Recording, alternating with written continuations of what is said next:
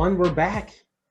All right, this is the last episode of 2020. It was a really long year, but I guess like other years, it went by quickly. It felt like in March. It felt like yesterday we were just hearing about the news that we're getting shut down, and now all of a sudden it's New Year's Eve of 2021. Today I'm joined by President Julie Wollman. Hello. How you doing? Hi, Aiden. Good to be with you. Yeah, good to be. First of all, it's really good to just see you and talk to you one on one because I know you. I mean, you must be deprived not seeing your students like every day. How's It's that been for really you? sad. Yeah, Yeah. how's it been for you?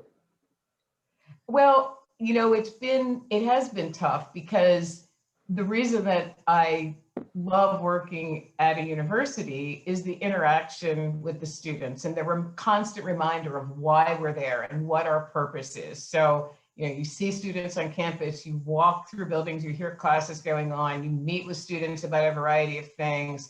And not having that, it's like, that's what we're all about. And so it's been really hard not to have that connection. And a couple times through this, my husband has said to me, like, you're going to be so much happier when you're back with the students. So not that I haven't been happy, but just that's what keeps me going, and the relationships with the faculty and staff. So it's been tough, but I'm really grateful that we have the technology that allows us to connect in some ways. Yeah, I think. Yeah, we were talking a little bit beforehand. People are definitely adjusting. It's not the same, obviously, but like life's going to throw things at you, and I think people are being very adaptable and they're being resilient, and I think that we're making the most of it, and that's what's most important. So today's episode is a little bit special. One, because President Wollman is joining us. Two, because she has nothing to do with STEM field research. She got her background at Harvard University in American literature, English, and language, and then eventually got her Ph.D. in education. So this is entirely switch up from what I usually do in STEM field. But I'm excited to talk to you today. And I know that our viewers are definitely excited as well. I think maybe we should start with where you're from and your come up, President Wollman. So I don't know if you want to start there. Absolutely. So I am from Philadelphia. I was born in Philadelphia and grew up in Philadelphia, and then my family moved into the suburbs and then actually moved back to Philadelphia when I was in college. When I finished college at Harvard, as you mentioned, I came back to Philadelphia and got my master's degree at Penn, and I lived in actually first lived in the Fairmount section and then lived in West Philly. So when I was born, my family lived in Germantown, and then eventually moved into Center City. So I've kind of lived around the Philadelphia area. I moved to New York City for my Ph.D. and then moved to Boston and worked there for 20 years. And that's where both of my daughters were born. So that's what they think of as home.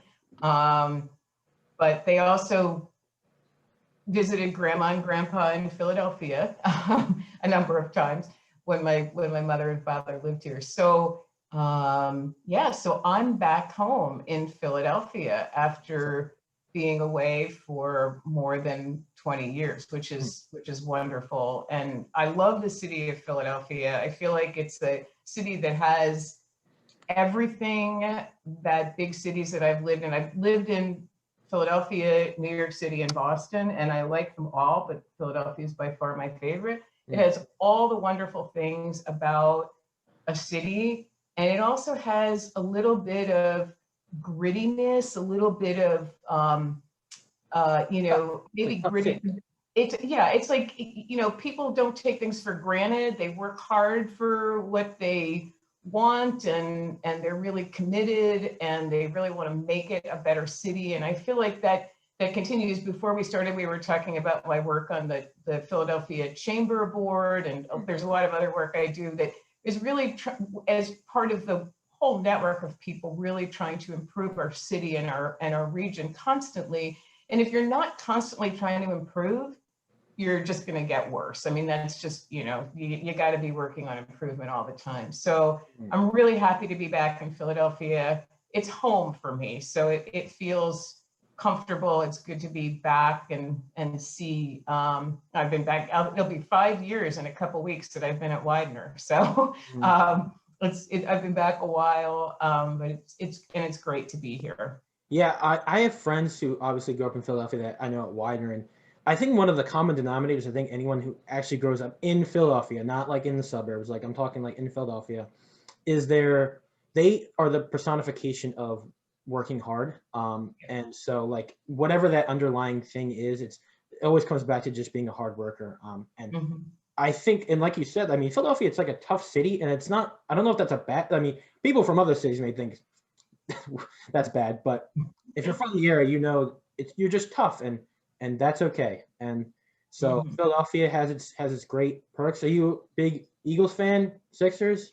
You all that? I'm a Sixers fan. Yeah, I love basketball. I always have. So as a sport to watch, that's probably my favorite sport. How you feeling about this season? Well, you know, the Philadelphia teams haven't been doing quite as well as they did when I was younger at times. And the sports season now is just so bizarre, you know, with the bubble or not the bubble, and how things have been played without fans. It's like everything else in the pandemic. It's different. We figured out a way to do it. It's not ideal. I'm more concerned about the season for our own athletes at Widener, honestly, at this point, and getting them back into practice, because it's such an important aspect of what they do. Before we started, I was telling you I do anything. The first thing I do in the morning is I get up and I work out. Like, I don't do anything till I've worked out. Like, you need that physical activity. It not only keeps you healthy physically, but it's important to your mental health too. And I think, you know, one of the things that I think we've really, really missed on campus is the opportunity for our student athletes to do their thing. And that's true with any activity that our students do. Yeah, it's really, I mean, it is really unfortunate because, I mean, you know it, but I have friends who are student athletes, and, you know, they eat, sleep, and breathe like their sport, and they love it. And then basically they got it taken away from them. And, you know, it's like, well, what can you really do? And they miss that camaraderie of the team.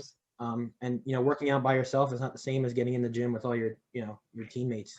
Right. Definitely not.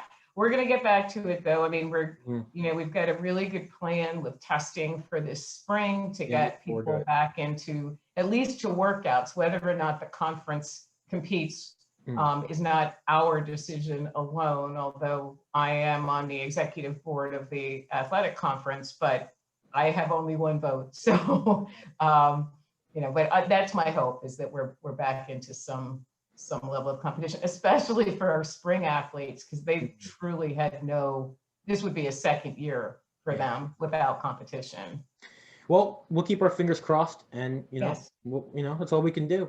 So, okay, so you went to Harvard for your undergraduate in English, American Literature, and Language. Can you enlighten us on your decision to pursue that?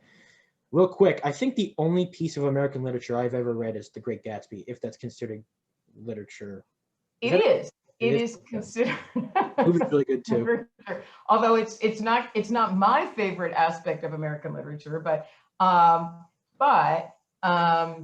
so yeah, I have always loved reading and writing. And when I went to college, I didn't think I was going to major in English. I thought I was going to major in politics or political science. And I wanted to be a lawyer. And you know, being a lawyer would have been an interesting fit for me, because I like to construct arguments. I like to write. Those are important skills in law. But I, like many undergraduates, did not have really great advising. So I assumed, and I mean, you think about coming into college as a freshman, you don't know what all the options are. And I assumed that if you want to be a lawyer, you have to major in political science. Like that, I didn't realize that you could, you know, and that in fact, law schools love people who major in philosophy or English or whatever. But in any case, I did not like my political science classes. That's because they were not taught by Widener political science professors, who are amazing. And I love I actually love participating at everything they do and hearing all the research projects and the work that they do. But I ended up taking classes as a freshman, like the theory of war and that kind of thing. And I was like, I am not interested in this. So, and I realized what I really wanted to do was be a teacher. And I decided, you know, I liked my English classes. I wanted to major in English, and I wanted to be a teacher. And the reason for that is really because of teachers that I had, honestly. I mean, and I think this is something I think relates to why I like Widener and why I chose Widener as a place to spend, you know, this really the height and hopefully end of my career, if I'm, you know, if there long enough. Is because of the commitment to teaching and the value that's placed on teaching. And so I knew that good teachers made a huge difference. And I had some wonderful teachers in high school, and I wanted to be like them. And honestly, when I was in college, I had a lot of not very good teachers. They were very smart people. They did great research, but they weren't as committed to teaching, and they weren't as interested in working with undergraduates. So I absolutely decided I want to be a teacher and I want to make a difference that way. So I majored in English. I will tell you that there was a point when I was not very happy with my major, not because I didn't like what I was reading, but because sometimes you can ruin something you're reading by having to overanalyze it. And I felt like you couldn't enjoy it as much sometimes when you were analyzing it so deeply. But part of that was because I don't think we were really taught how to connect the literature to our own lives and make sense of it that way. It was more like figure out what the author was trying to say. Newer approaches to literature focus much more on how does this connect to your experience and what does it mean to you. It's an interaction between what the author was saying and what the reader, the sense that the reader makes of it. But that really wasn't a focus in my program. In any case, when I graduated, I knew I wanted to be a teacher. And interestingly, a lot of my classmates and my own mother and father and many others told me that was a mistake, that it was a waste of my education to become a teacher, and I should do something where I would make more money, and something that would be like more the traditional, like be a doctor or a lawyer or whatever. But I was always a little rebellious, and I knew what I wanted to do. And so that's what I did. I went into, I started as a teacher, and I got my master's degree in education at Penn while I was teaching. And I was very, very happy with that. Then I was encouraged to get my doctoral degree. And with my doctoral degree, I started thinking about, I'd really like to be a professor. I'd like to teach teachers. I'd like to work with people who work in schools. And that's what I ended up doing. So I became a professor, just like your, you know, professors. And I taught undergraduate students as well as students in master's and doctoral programs in education. And I really loved that. I loved teaching. I loved the research I was doing, which is on writing. I loved writing and publishing my work. I really enjoy writing.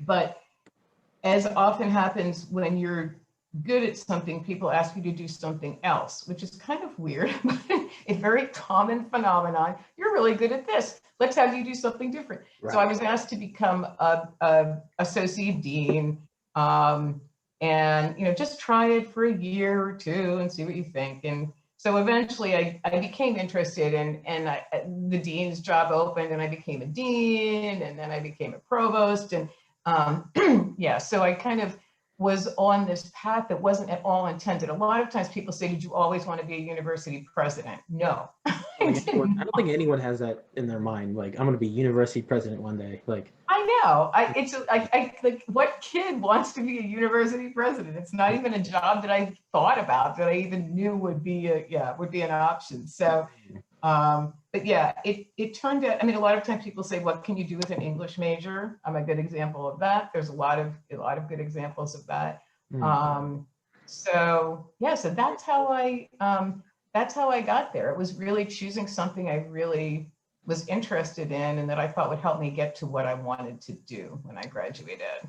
I kind of want to ask you this because, I mean, like when I was a senior, I guess junior year of high school, senior or whatever, you start looking at universities and colleges, and people are always like Harvard, Yale, they're all MIT, they're all at the top. Is Harvard like really all that? Like, is it like is it like really what people say it is? Like, it's like the top of the top?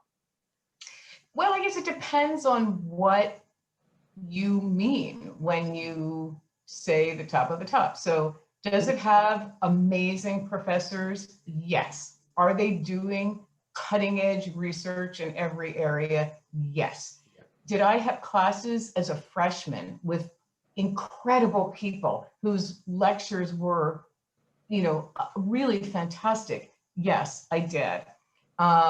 Did I have opportunity? I mean, I was living in the residence halls with all these really bright people, really, thoughtful, great conversations, but that happens at every college and university. What a large university like that is lacking, I think, is the attention to undergraduates that you get at a place like Widener or any other smaller school, really. But Widener, I think, does it among the very best, which is the attention to students, to undergraduate students, getting to know them as a professor, really helping them navigate what they want to do. I think I talked a bit earlier about not getting great advising. I think that was a challenge. Now, my younger daughter went to Harvard and she graduated, I think now it's 4 years ago, 4.5 years ago. Yeah, I can't believe that. My baby. Her experience was completely different because they had come, I think higher education came to this recognition that you got to pay more attention to undergraduates and find ways to better support them. So she was a peer advising fellow. So they had developed this peer advising program where, so you didn't have as much advising still from the professors, but there was more support built in the way that Widener tries to do it. So, there was you build a network. One of the things people talk about with college is building a network. So yeah, you build an incredible network at Harvard. Harvard Square, Cambridge, Massachusetts is an incredible place to go to school. I mean, I still love it there. So there's some really fantastic things, fantastic museums right on campus, fantastic opportunities. But for an undergraduate experience, I would say it's not the ideal undergraduate experience in terms of support. Quality of education is very, very good. And, it depends too on what area you're in. So you're in engineering. My younger daughter is an engineer as well. She's majored in mechanical engineering. She does aerospace engineering now. So she had a little bit more maybe hands-on because more labs and that kind of thing but not always with professors, with graduate assistants, with teaching assistants, so not as much connection to the professors. Yeah.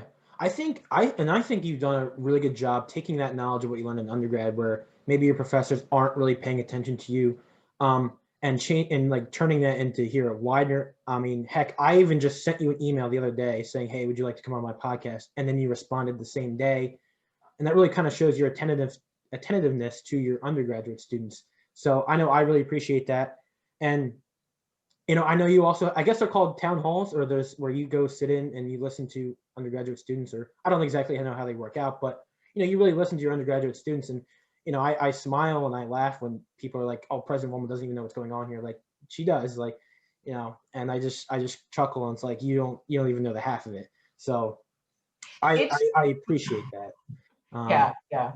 So yeah, Okay, so you graduated from Harvard. Then you got your master's degree in elementary education at Penn, at University of Penn, and then you got your PhD in education at New York University.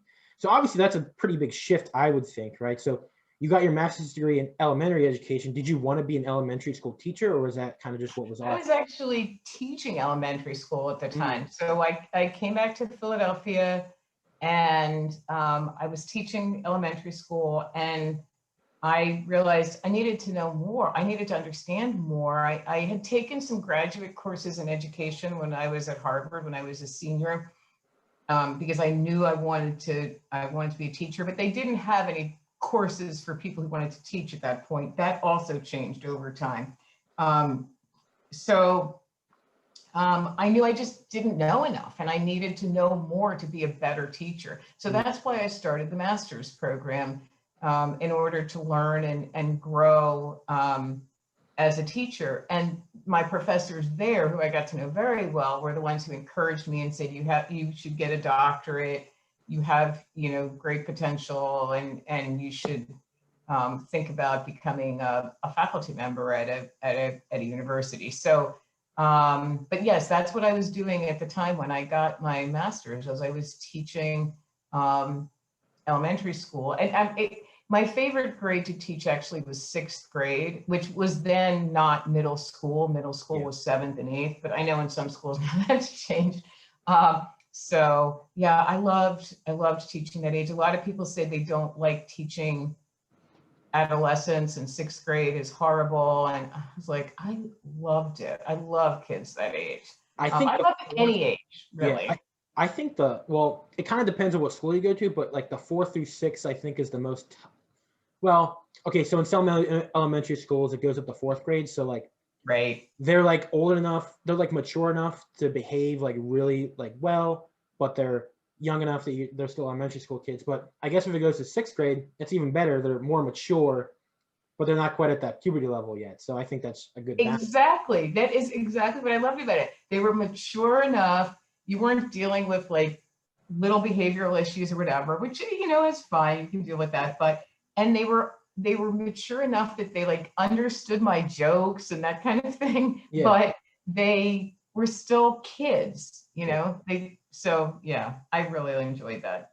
I have Um, friends who are, I guess, special education and early education majors, either at Widener or like in other schools, and I'm always fascinated by the stuff that they learn because there is so much that goes into like elementary education. Like you may think it's like, oh, elementary school, like whatever, but no, like there is so much behavioral science that goes into teaching young children, and there's so many different techniques to help that's right. them. So Right. Right. something that I Right. learned the other day is, and we know a lot more about children now than we did, whatever, 20, 30 years ago. Yeah. Yeah. But, one of the big things now is you have like these sections in elementary school where or like, let's say you're in a classroom and children can choose how they want to sit. So like there's a section where you have yoga balls, or like you have these high chairs, or like you have Hmm. like desks, and like Hmm. it's a technique where you kind of keep them engaged and they can kind of fidget, I guess, but they're still paying Right. attention. Because if you think about it, one of the biggest challenges for a lot of kids is sitting still at their desk in a classroom. Mm. And if you ever went and sat in like a fourth grade classroom, if you went and sat in the back of a fourth grade classroom right now, assuming it was in person and we were in normal times, it's boring after, no matter what the teacher's doing. Like you get bored. You need to move. You need to, I mean, you're sitting in that room all day. Yeah, the subject may change or whatever. Maybe you get to go out to recess or for gym, but yeah, I mean, I think it's great to think about sort of the physical needs of kids and how we keep them engaged. But there's also so much research and theory on how children learn language, and which is Right. what I'm really interested in, how they learn language, how they learn to read, how they learn to write, how they learn to adapt their language in different settings, which is so important. As you know, the way you talk when you hang out with your friends isn't how you talk in a job interview. I Correct. mean, you've got to learn to make those shifts. You're not born knowing that. Mhm. And you're not born knowing how to write in different genres. Scientific writing is very different from creative writing. It's very different from writing a persuasive letter. And so there's just enormous, and then if you think about the number of children who hate math and science, so you're in a STEM field, but you know there's a lot of kids who just think they can't do STEM. They can't, and they decide that very young because it's not taught effectively. And everybody can understand STEM. They're not all going to become engineers. They're not going to be like you, but there's no reason to think that there's something about like fourth grade math that everybody can understand. So a lot of it comes down to how it's taught and how effectively it's taught and expectations. Yeah, so I appreciate all of our elementary school teachers out there really killing it right now. That, and plus just the sheer patience of them. I don't have the patience to teach elementary education. Like I'm just sorry, that's just not me. But I appreciate the people that do. Yeah. So then you went to New York University to get your Ph.D. in education. So what led you to that decision? And can you tell us a little bit about your graduate student experiences, some of your favorite experiences? So really, I never thought about getting a PhD until my professors in my master's program encouraged me to. And so that's really why I started to think about it and look into it. And then I realized I really admired them. And I was like, I'd like to be like them. I'd like to be teaching in a university and teaching people who want to go into education. So it was really, so many steps in my life and my career were people telling me like, you should consider this, or you could do this, or you have the talent to achieve this. It's not, so often I think people think like they have to know what they're going to do and they have to have it all planned out. And for most people, that's not the way it works. You have a sense of what you want to do, and then opportunities open up and people see talent in you and they give you further opportunities and you grow with that. And you take some risks. You might think, well, I'm not sure I can do that, but everyone else thinks I can, so I'm going to give it a try and work really hard. A lot of it comes down to how hard you work and that commitment to doing your absolute best, no matter what. But I was encouraged to go into a doctoral program, and I really enjoyed it. While I was in the program, I had a couple graduate assistantships to help pay for it. So I was doing some work in the New York City public schools. I was doing some research and also some professional development work, which was very, very challenging because we were in the worst performing schools in New York City. That was the project I was working on. But it was it was really an incredible experience, and probably some of the most amazing things that happened were professors who encouraged me to take something I was working on and write an article and send it in for publication and see what happened, or present at conferences. And I began to realize I can do this. And I learned how to read. One of the things I think is really tough when you're in graduate school is the research reading is hard, and it's a completely different genre. You're not used to doing that kind of reading, and you learn to not only that you want to be able to read it, but you want to be able to write that way. Like you start to read like a writer and think about how am I going to model my research and publications in this way. So I love to write, and I still write and I still publish, not so much in my field as much more generally about higher education. But I really like to do that. I also still teach in a couple ways.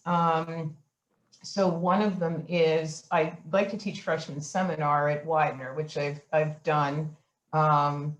My first students who I had in freshman seminar at Widener are seniors now.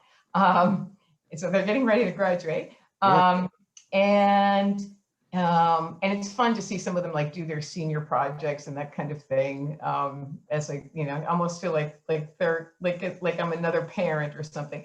And then I teach in the prison in Chester. I teach at SCI Chester reading and writing classes with a couple other professors where we work together and split it up. So I'll teach the first module that might be 4 or 5 weeks, and then others. So I still do a lot of assigning reading and responding to writing and helping people get better at the writing that they're doing. Do you work with Dr. Jane Thompson at that prison? I do. Okay. I just took her class, more of her seminar in restorative justice. So. Oh, so you know all about the work we're doing. I know. Yeah, I know some of the work she was using in the class. Yeah. I didn't know you did that. I kind of want to talk about that a little bit because that class was absolutely fascinating. It wasn't really a class, but really eye-opening. Yeah. For those who don't know, restorative justice is basically a program where prisoners are rehabilitated, restored through education. So instead of basically rotting in a cell, and they take on college education. They'll get their English degree or whatever other education there is, and you'll get university professors to come in and they'll read some literature and they'll talk like it's a regular English class. Really fascinating. I don't know if you want to expand on that a little bit. So we've done, education is the most powerful way to reduce recidivism, to reduce people getting out and coming back to prison, to reoffending, doing whatever they did, that, whether it's drug addiction or whatever it is. It truly changes lives. And I believe that education is transformative. I decided when I was in college, I want to be an educator. I have spent my career as an educator. If there's anything I believe in this world, it's that education makes a huge difference, that it is transformative. And I think it's transformative for our Widener undergraduates. I think a strong education, as you mentioned earlier, for younger children is transformative. And there's a lot of research that shows this, and it's the same thing in prison. So we know that our prisons are full of people who are there because of their race, because of their socioeconomic status, that what they did, had they not lived in the neighborhood they lived in or looked like they looked like or whatever, they probably wouldn't be in prison. So, and that, we had this war on crime several decades ago in our country, and had this notion that you put people in prison and that's going to address these problems. It doesn't address the problems. The social problems continue. Families where you have an incarcerated parent, the children are very likely to be incarcerated. We have to break the cycle to improve our world and to give people opportunities. So that's why I love teaching in the prison, because I feel like it makes a difference. The men, and it is a men's prison at SCI Chester, are so eager to learn and grow. They're well past whatever they did, and ready to move on and want to take advantage of every opportunity they have to learn. So we've done courses, Professor Thompson, Jane Thompson, as you mentioned, we did a course on poetry time is so strange now with the pandemic, but that was last fall, I believe. And we're doing or last spring rather, and this fall we just finished a course that we called Writing My Life. And there were 3 modules. I taught a module focused on this, I believe, essays. So the men read essays, responded to them, and then wrote their own essay. Professor Thompson taught a module on memoir, and then we worked with Dr. Brenda Kusurka in nursing, who does a lot of inside out classes where we bring Widener students together with men in the prison for classes, which is not what we're doing right now. She taught it on the Marshall Project and advocacy statements. So that was our class. The men do a lot of writing every week and they get a lot of feedback, and it makes a difference. And when they leave, they want to continue their education and they're getting credit for it. So they're building something that they can take with them.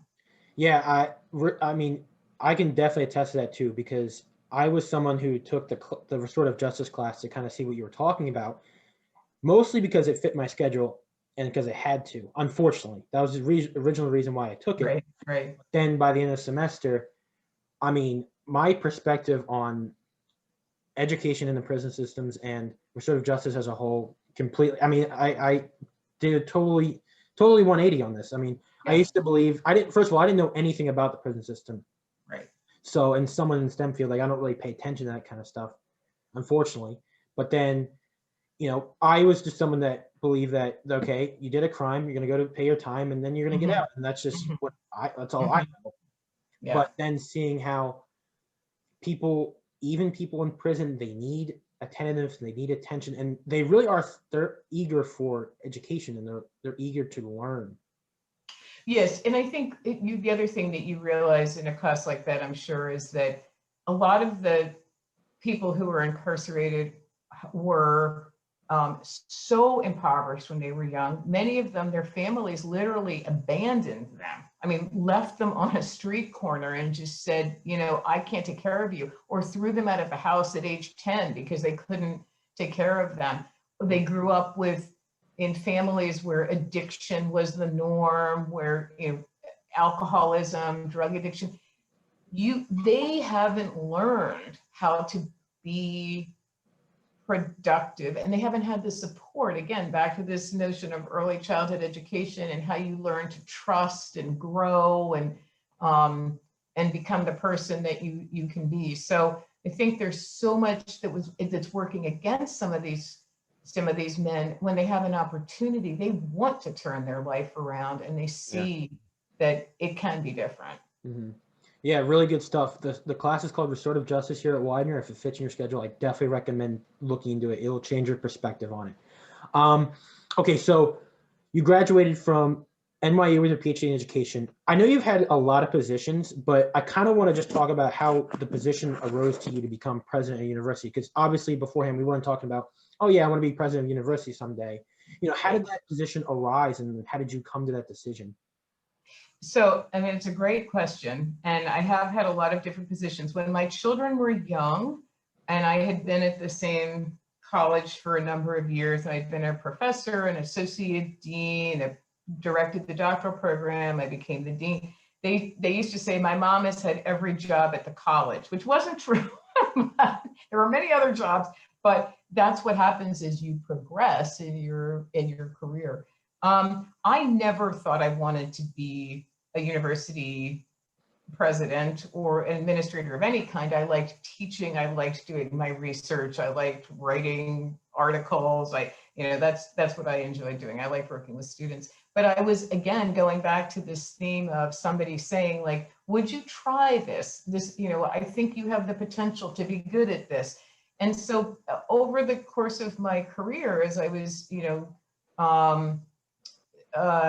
as a professor and then directing the doctoral program that I directed, people began to say, like, you should really think about higher education leadership. Like, you have potential to do some of these roles as a dean, as a provost. So it was really people encouraging me to think about it.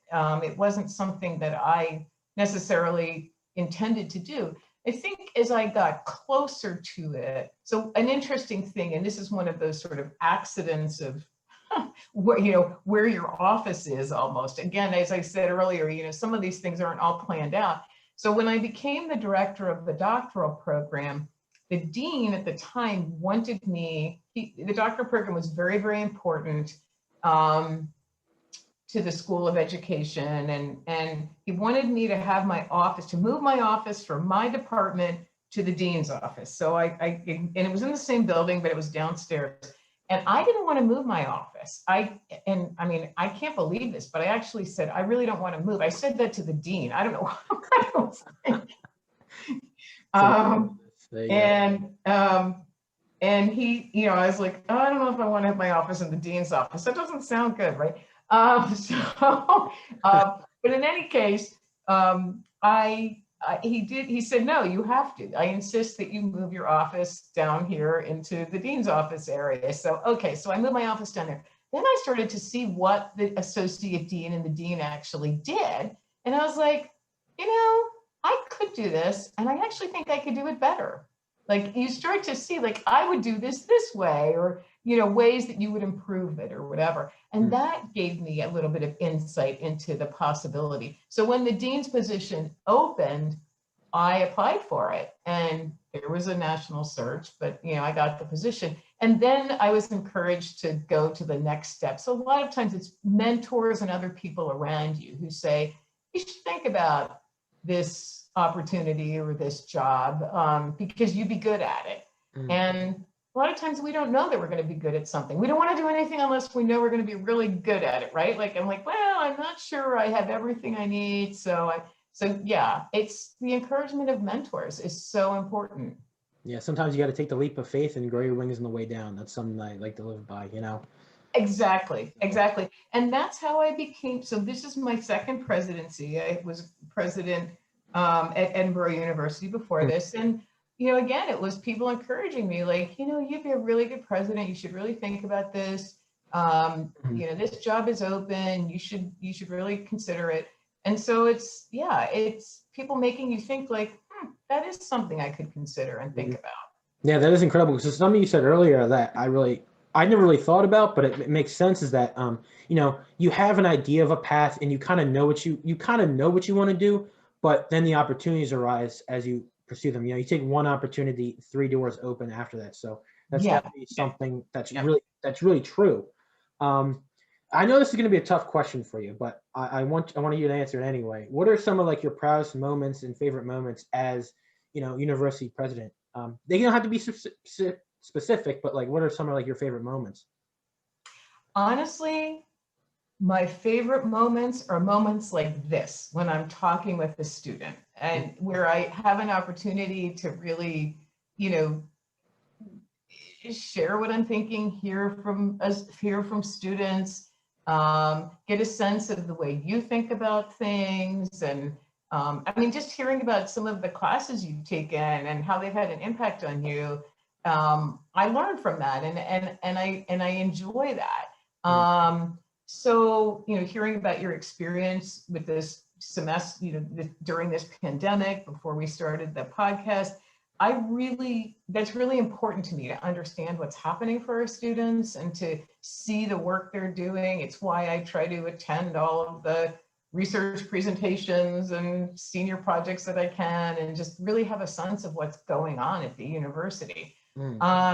Of course, I can't have a sense of everything that's going on at the university because I'm one person and it's a big place and there's a lot going on. That's what I enjoy the most, is interacting with our students and our faculty and staff. So, and that's what I miss the most, of course, during this pandemic, when so little is in person. And when I am on campus, everyone's wearing their mask and it's hard to even tell who it is sometimes, which we're all experiencing in our lives.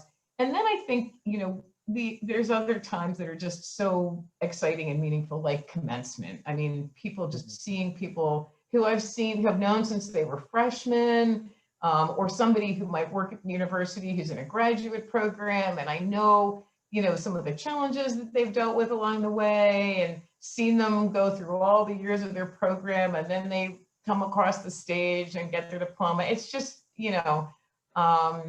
it's exciting to see, and I feel proud of them. I'm not their parent, I'm not their, family member, but I feel proud because I know what they did and how hard they worked to get to where they are. And that's really why people are in college, at a university, in a undergraduate or graduate program, is to get that degree, to get to the end and to move to the next step. So yeah, no, I can definitely attest to that. One of my favorite moments was before COVID, summer 2019. It was the crew leaders, the RA, and I think I forget who else was there, but we're all at your house in your swimming pool. Like, we're all just hanging out, and you really care about the students, I think. And this kind of leads into the next question. What are some of the biggest misconceptions? Is that people are, I guess some people are like afraid to speak to you because you are like the president of the university, and it's like, you're just a person too, and like, you care about us. And so, do you think that there are other misconceptions, or do you think that's probably the biggest one? Yeah, I think that I think there probably are people who think of the president as kind of figure and not a person. And I think that that's, that's pretty common with any organization. People look at the person who leads the organization, the CEO of any organization, and just sort of like, well, they're up there somewhere. They don't know what's going on. They're not connected day to day. And maybe in some cases that's true. That's not the way I work. That's not the way I lead. But I think people forget you're a person, and sometimes that results in these misconceptions that you don't care about something. You might have to make a decision that people don't like, and it's like, well, you don't understand and you don't care. Actually, you're a person. You do understand, you do care. I mean, we were talking before we started, I'm also a mom. So I understand what it's like to go through college. And as a parent, I'm not far from that at all. I've been through all of this myself. I was telling you, my very good friend has a son who's a freshman now, and what his experience has been like having to be completely remote at his college, which isn't Widener. But so, I think that people forget that you're a person, mm-hmm. and that you do understand what it's like to live in the world and deal with all the issues. But I also think that because of I'm in this role of president, people think somehow I'm distanced or I'm not engaged, but that's just not how I am. I mean, I'm a person who's very engaged in what's happening at the university, and I want to know what's going on because I want to make it better. I mean, that's my job. I want to make it better.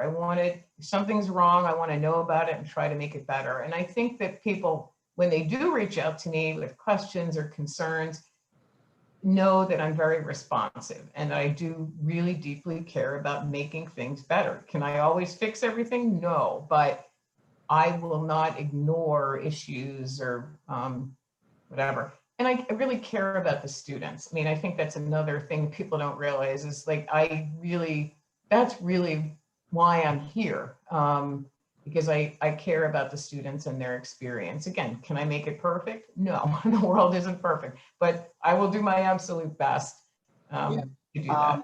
I definitely see what you're saying there, because I'm president of the Fraternity Council, and I really try, first of all, I think that I'm an open book. If anyone came up to spoke to me, or speaks to me, I'm pretty open about anything. I'll talk about anything and everything. And I try to divert my time to the individuals, and I'm still learning how to do that. But at some point I can't see everyone, and I can't fulfill everyone's requests. I can't do it. But I really try to see everything. So right. It's tough. And I know you have a meeting at 11, so last question. Yeah. What's some advice that you like to give to students? Be open to opportunities. We talked about this earlier. Everyone thinks they have to have a path. They know where they're going. It's good to have plans. Plans are important. You don't want to sort of randomly wander through life. And that's why you're going to college, is because you're making plans. But be open to opportunities. Don't hold yourself back. Be willing to take risks. We talked about that earlier, that, I'm not sure I can do this, but I'm willing to try. Be open, be willing to take risks. Always do your best.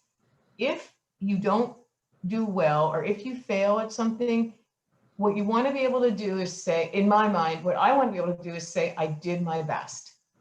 If I did my best, I'm going to be satisfied. And I think that's how people have to think about what they do, because otherwise there are times when you don't do well. There are times when you fail. There are times when you take a risk and it doesn't work out. Do your best. That's all you can do, and move on, and opportunities will keep occurring for you. Yeah, for sure. I tell people all the time, look, if you can look yourself in the mirror and you say, I tried my best, I think that's definitely all I ever ask for out of people, whether, I have people with positions below me. If you can look at me in the eyes and say, I did my best, that's all I've ever asked of anyone. Absolutely. Yeah. So President Wollman, thank you so much for coming on to the podcast today. I really appreciated your time. And I know the viewers are definitely going to love to hear this one. Great. Well, it was really a pleasure. I enjoyed talking with you. You asked some great questions, Aiden, and I wish everyone the absolute very best for 2021. Mhm. And looking, as we said at the beginning, towards a fall of 21 that looks like More normal. what we're used to. Yeah, we'll see. Hopefully this vaccine works. Alrighty, Yeah. everyone, thank you again for listening. This is episode 17. Make sure you like and subscribe if you like the content. But until next time, we'll see you in 2021. Then you're left in the dust unless I stuck by you. You understand?